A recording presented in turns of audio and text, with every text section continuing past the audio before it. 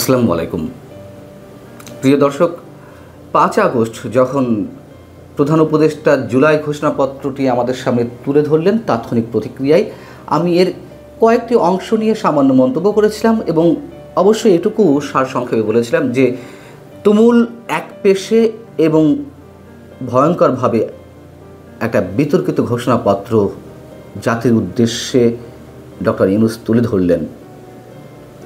আমাদের জন্য এটি লজ্জার যে ব্রিটিশ সাংবাদিক ডেভিড বার্গম্যান, তাকে আমরা সবাই মোটামুটি চিনি জানি, তিনি যেভাবে এর প্রত্যেকটি দফা পুঙ্খানুপুঙ্খ বিশ্লেষণ করে আমাদের সামনে তুলে ধরলেন, আমাদের তেমন কেউই সেইভাবে সাহস নিয়ে অতি নিরপেক্ষতার সঙ্গে এইভাবে কেউ তুলে ধরতে পারেননি। এমনকি আমাদের সুশীল সমাজ গণমাধ্যমে এটি নিয়ে তেমন কোনো আলোচনা হয়নি এবং তিনি মন্তব্য করেছেন বাংলাদেশের ইতিহাসকে কোন দিকে ডাইভার্ট করার চেষ্টা করছেন ডক্টর মোহাম্মদ ইউনূস।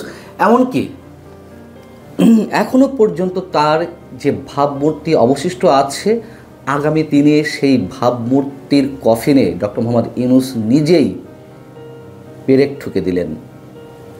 কি বলেছেন বার্গম্যান? কেন আমাদের জন্য লজ্জার, কেন আমরা খানিকটা সাহসের সঙ্গে এভাবে ব্যাখ্যা করতে পারলাম না?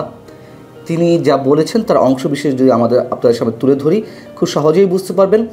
কেউ কেউ হয়তো দেখেছেন তার এই স্ট্যাটাসটি, তিনি তার ফেসবুকে সম্পূর্ণভাবে তুলে ধরেছেন।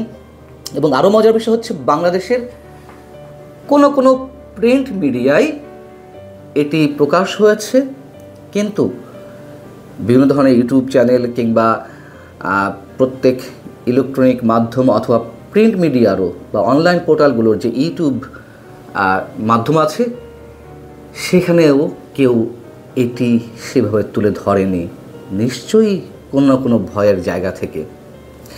যাই হোক, বার্গম্যান যেটি বলছেন,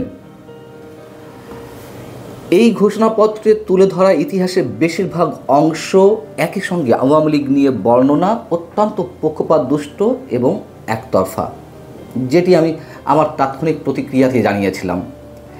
যারা আওয়ামী লীগকে ঘৃণা করেনি, এতে তাদের দৃষ্টিভঙ্গি উপস্থাপন করা হয়েছে বলে মনে হয়েছে। ঘোষণাপত্রে অনেকটাই পড়ে মনে হয় যেন এটি দীর্ঘদিন আওয়ামী লীগের বিরোধী ও সমালোচকদের লেখা একটি রাজনৈতিক বক্তব্য। এখন তো সব ইতিহাসের কিভাবে সব কিছু দুমড়ে মুচড়ে ফেলা হচ্ছে একপেশেভাবে আমরা সবাই জানি।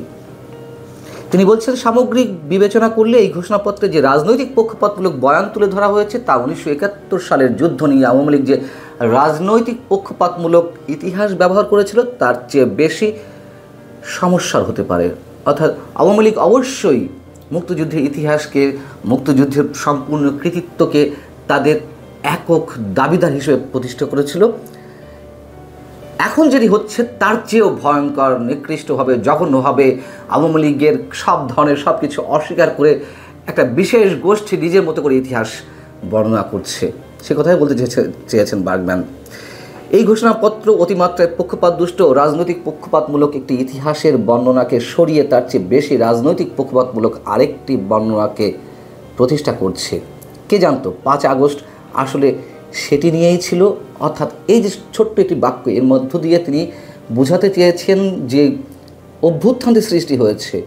বারবার আমি একটা কথা বলি, সেটি বারবার বোঝাতে চেয়েছেন সাধারণ মানুষের ইনভলভমেন্ট অবশ্যই ছিল, আওয়ামী লীগের বিরুদ্ধে ক্ষোভ, তাদের যে নানান ধরনের বঞ্চনার জায়গাটি, সেটির বহিঃপ্রকাশ ঘটেছিল, মানুষ রাজপথে নেমে এসেছিল, কিন্তু এর আড়ালে ভিন্ন এক ষড়যন্ত্র ছিল যারা নেতৃত্ব দিচ্ছিলেন। তিনি বলছেন, ইতিহাসের এই বয়ানে নিচের বিষয়গুলো উপেক্ষা করা হয়েছে, ত্রুটি রয়েছে এবং ভুলভাবে উপস্থাপন করা হয়েছে। সেগুলো কি? তিনি বলছেন যে 1972 থেকে 1975 সাল পর্যন্ত আওয়ামী লীগের শাসনকালকে শুধু একদলীয় শাসন ব্যবস্থা বাকশালের মাধ্যমে উপস্থাপন করা হয়েছে, কিন্তু যুদ্ধ পরবর্তী জাতি গঠনে আওয়ামী লীগ যেসব কার্যক্রম গ্রহণ করেছিল তার কিছুই উল্লেখ করা হয়নি। 1975 সালের আগস্টে সেনা সদস্যদের হাতে, কতিপয় সেনা সদস্যদের হাতে, তৎকালীন প্রধানমন্ত্রী বঙ্গবন্ধুর কথা বলছেন তিনি যে তার পরিবারের 16 জন সদস্যের সাথে হত্যাকাণ্ডের শিকার হলেন, সেটি উল্লেখ করা হয়নি। এই হত্যাকাণ্ডের মধ্য দিয়ে বছরের পর বছর ধরে সামরিক শাসন শুরু হয়েছিল। ঘোষণাপত্রে 1975 সালের নভেম্বর এবং 1982 সাল পর্যন্ত, মানে 1975-এর 7 নভেম্বর থেকে 1982 সাল পর্যন্ত মুজিব পরবর্তী সময়ে যখন জিয়াউর রহমান ক্ষমতায় ছিলেন, ওই সময়টাকে উপেক্ষা করা হয়েছে। 1/11 যখন 111-এর কথা তিনি বলছেন, 1/11 যখন 2007 সালের জানুয়ারিতে তত্ত্বাবধায়ক সরকারকে ফিরিয়ে সামরিক বাহিনী নিয়ন্ত্রিত সরকার এসেছিল, তা ছিল ষড়যন্ত্রমূলক ব্যবস্থার ফল, এমনটি উল্লেখ করা হয়েছে ঘোষণাপত্রে। কিন্তু প্রকৃতপক্ষে এটি হয়েছিল বিএনপি সরকার যখন নির্বাচনে কারচুপি করার চেষ্টা করেছিল, আর এই কারচুপি থামানোর একমাত্র পথ ছিল সেনাবাহিনীর হস্তক্ষেপ। দৃশ্যত সে সময় অনেকেই দেশের অধিকাংশ মানুষ এটিকে সমর্থন জানিয়েছিলেন। ঠিক এখন যেমন যে অবস্থাটি চলছে, যদিও বার্গম্যান এটি বলেননি, আমি জাস্ট মেলাচ্ছি যে মানুষের 70% অংশ তারা সেনাবাহিনীর হস্তক্ষেপ চায়, যারা চারিদিকে যে নৈরাজ্য অরাজকতা চলছে সেটি থেকে মুক্তির জন্য। 111-এও নিশ্চয়ই সেটি হয়েছিল। বার্গম্যান সে কথাই মনে করিয়ে দিয়েছেন। তিনি বলছেন যে 111-এর পেছনের ষড়যন্ত্রমূলক ব্যবস্থা আওয়ামী লীগকে ক্ষমতায় এনেছিল, এটি ঘোষণাপত্রে যে উল্লেখ করা হলো। কিন্তু আমরা তো জানি যে 2009 সালের নির্বাচনে কিছু কারচুপির ঘটনা ঘটলেও এই নির্বাচনকে সাধারণত বাংলাদেশের ইতিহাসে অন্যতম সুষ্ঠু নিরপেক্ষ বা সবচেয়ে সুষ্ঠু নিরপেক্ষ নির্বাচন হিসেবে দেখা হয়। 2008 সাল থেকে 2016 সাল পর্যন্ত ক্ষমতায় থাকাকালে আওয়ামী লীগ ফ্যাসিবাদী, অগণতান্ত্রিক ও গণবিরোধী ছিল, এমনটাই ঘোষণাপত্রে উল্লেখ করা হয়েছে। এটি একেবারেই অসত্য। বাস্তবতা হলো ক্ষমতায় থাকার সময় যতই গড়িয়েছে আওয়ামী লীগ ধীরে ধীরে কর্তৃত্ববাদের দিকে হেঁটেছে, অগণতান্ত্রিক পন্থা বেছে নিয়েছে। চরম বাস্তবতা। 2009 সালে ক্ষমতা গ্রহণ করার পরপরই তারা আওয়ামী লীগ চরম স্বৈরাচারী হয়ে ওঠেনি। কিন্তু এই ঘোষণাপত্রে একেবারে সরলীকরণ করা হয়েছে যে আওয়ামী লীগ ষড়যন্ত্রের মাধ্যমে ক্ষমতায় এসে একেবারে স্বৈরাচারী হয়ে উঠেছে, ফ্যাসিবাদী হয়ে উঠেছে। তিনি বলছেন যে তাই আওয়ামী লীগ সরকারের সময়কালের বর্ণনা দিতে গিয়ে ঘোষণাপত্রে এই বিশেষণগুলো ব্যবহার করা হয়েছে: গণবিরোধী, স্বৈরাচারী, মানবাধিকার বিরোধী, মাফিয়া ও ব্যর্থ রাষ্ট্র, সীমাহীন দুর্নীতি, ব্যাংক লুট এবং অনুসরণ করা নীতিগুলো প্রাণ বৈচিত্র্য ও জলবায়ুকে বিপন্ন করছে। এগুলো কয়েকটি অবশ্যই সত্য, কিন্তু ঘোষণাপত্রে আওয়ামী লীগের অন্য আরেকটি দিক পুরোপুরি বাদ দেওয়া হয়েছে। সেটি কোনটি?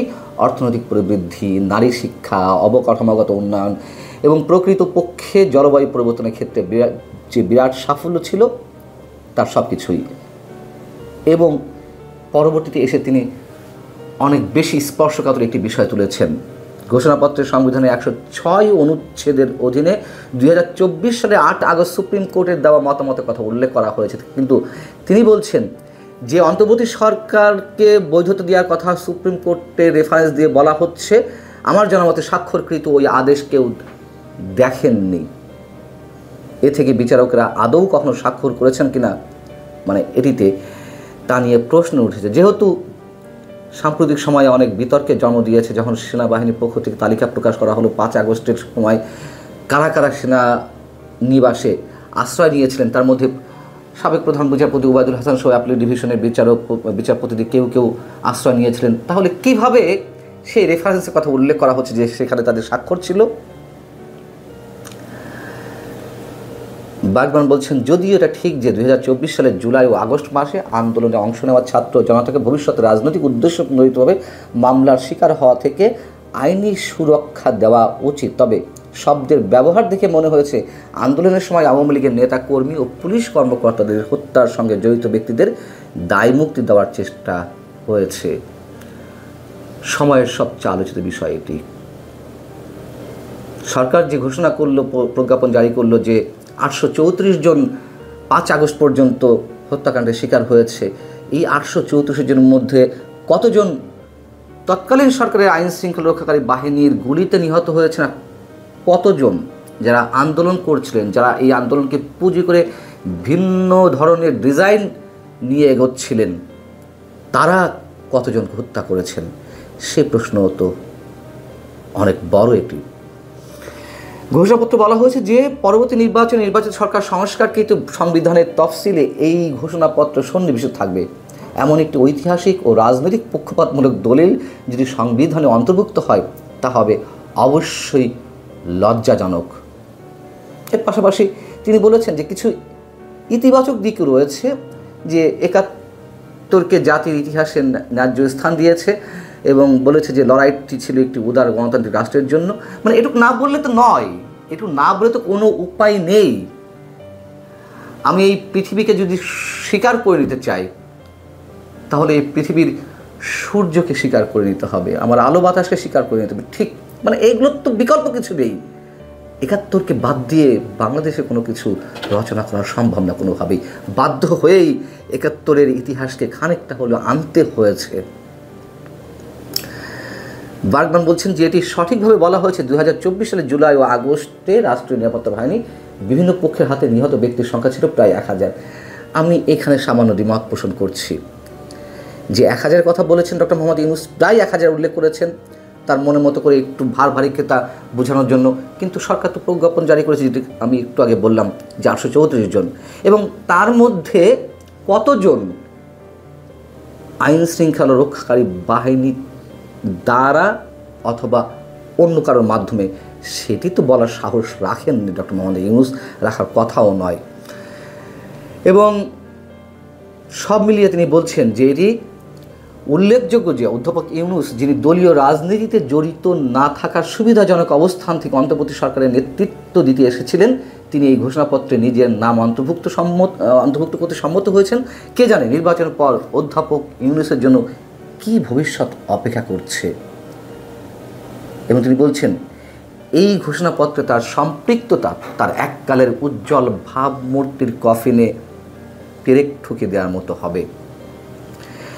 এমন নির্মোহ, নৈর্ব্যক্তিক, এমন নিরপেক্ষ বিশ্লেষণ এটি করার মতন ক্ষমতা আমাদের কারো কি আছে এই মুহূর্তে?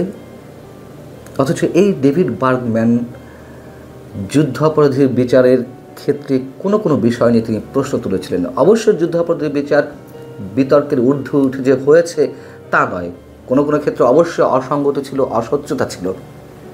সেই বার্গম্যান এই বিষয় নিয়ে সমালোচনা করতে গিয়ে তৎকালীন আওয়ামী লীগ সরকার রোষানলে পড়েছিলেন। তাকে বাংলাদেশে ঢুকতে দেওয়া হয়নি। আদালত অবমাননার অভিযোগে তাকে বাংলাদেশের ট্রাইব্যুনালের কাঠগড়া পর্যন্ত উঠতে হয়েছে।